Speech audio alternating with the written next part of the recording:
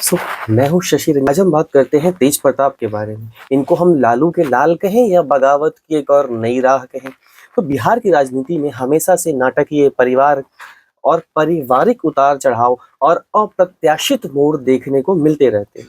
इस बार बिहार विधानसभा चुनाव 2025 से ठीक पहले राजनीतिक मंच के केंद्र में राष्ट्रीय जनता दल के अध्यक्ष लालू यादव के बड़े बेटे तेज प्रताप यादव हैं। अपने अनोखे अंदाज और मुखर बयानों के लिए जाने वाले तेज प्रताप ने इस बार अपनी ही परिवार और अपनी पार्टी के खिलाफ ही बगावत का झंडा बुलंद कर दिया है।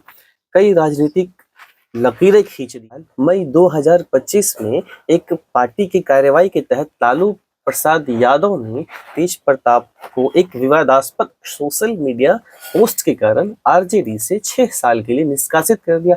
यह घटना परिवार के भीतर चल रहे तनाव के सार्वजनिक विस्फोट का प्रतीक। पार्टी से निकाले जाने के बाद तेज प्रताप ने राजनीतिक हाशिए पर जाने के बजाय एक नया मंच तैयार किया।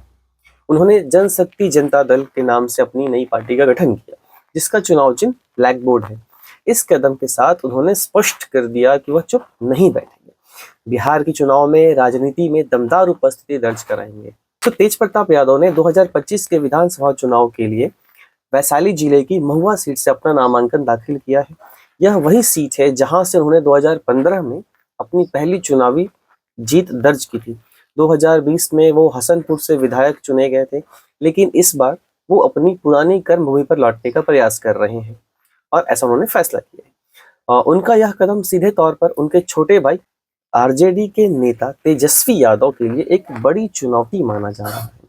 आरजेडी के लिए अब महुआ सीट पर एक अजीबोगरीब स्थिति पैदा हो गई है, जहां उन्हें अपनी ही परिवार के सदस्य के खिलाफ उम्मीदवार उतारना पड़ सकता है।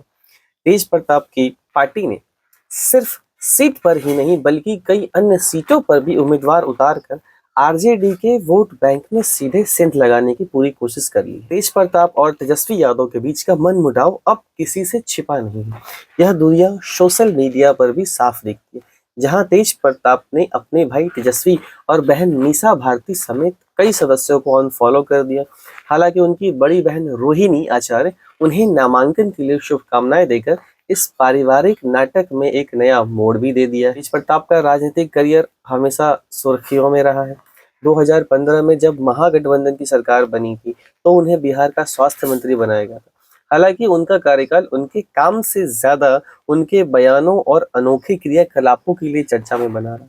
वह कभी भगवान शिव का रूप धारण करते हैं तो कभी कृष्ण की तरह बांसुरी बजाने लगते हैं। उनका यही अंदाज बाकी नेताओं से उनको अलग करता है।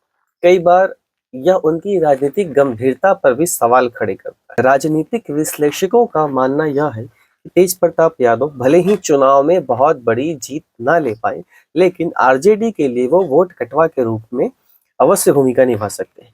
यादव और मुस्लिम वोट बैंक, जो पारंपरिक रूप से आरजेडी का आधार माना जाता है, तेज प्रताप की बगावत भ्रम पैदा कर सकते हैं।